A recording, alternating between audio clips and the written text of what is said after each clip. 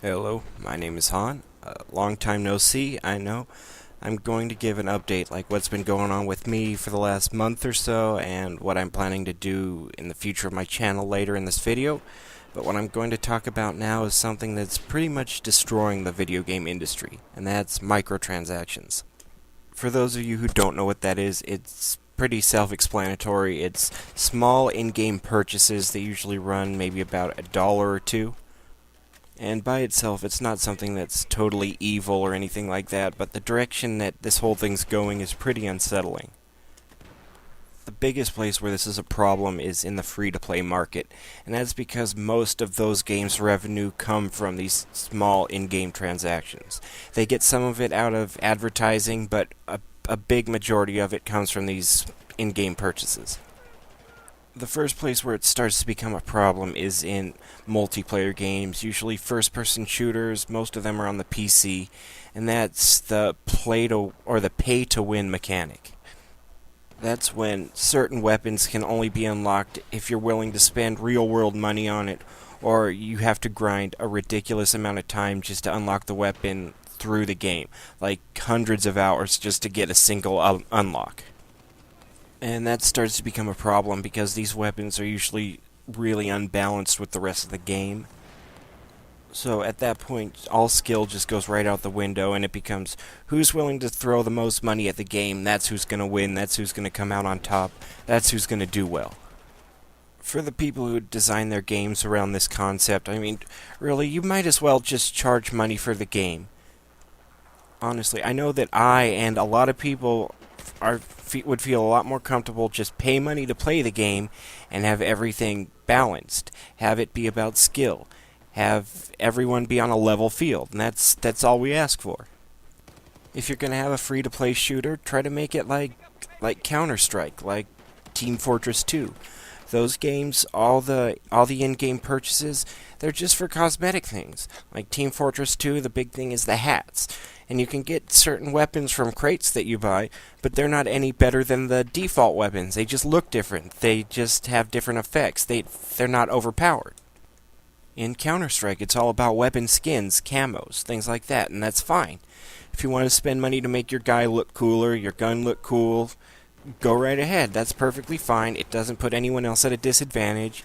It makes everyone happy. There's actually another genre of games where microtransactions are even worse, and that's the free-to-play mobile market. This is where it starts to become a really big problem, because these games call themselves free, but some of them, it gets to the point where unless you throw a lot of real-world money at the game, it becomes literally unplayable. Some of these games have features where it takes real-world time for things to get done in the game. Like up to 24 hours real world time, you have to wait an entire day just to play the game, unless you want to spend money on something to speed that process up. And that's not even a one-time thing. You have to keep throwing money in to speed that same process up every time you want to play the game. It's not a one-time thing. And honestly, I don't think that should be legal. I think that should be outlawed. Any game that charges any money in any form, microtransactions or not, should not be allowed to call itself free. That's just a flat out lie, and it is the most slimy fucking business practice I can fucking think of. And there are a lot of slimy business practices. And these are the kind of games that parents let their kids play because, oh, they're free. It's just a free game my kid's playing. But before they know it, their kids have racked up hundreds of dollars on their credit card, and they're shit out of luck. And the other type of person that ends up spending like all this money on these games, it's the same people that have like gambling addictions, that end up going to the casinos and blowing all their money. This is the same thing. This stimulates the same part of the brain as those casinos, and it's just profiting off of people's addictions. And these games, they're also starting to cash in on well-known IPs, like there's a new mobile roller coaster tycoon coming out. And if you played the old games, you know they're great games. People are going to have that brand recognition, buy the game, think it's going to be just like the old games, and it's not. They're just going to be ripped off. So, yeah, this is basically kind of a public service announcement. If we don't support these, if we don't spend money on these games, they'll stop making them. The only reason these games are still around is because people are spending money on them. We need to just band together and stop supporting these slimy practices. Okay, sorry about that. I got a little bit ranty at the end there. Okay, now I'm going to talk about just what's been going on. For the last month or so, I've actually been working. If you've watched my videos, you'll know I'm a huge fucking nerd. And believe it or not, the way I actually make money is I'm an umpire for baseball and softball. I do Little League.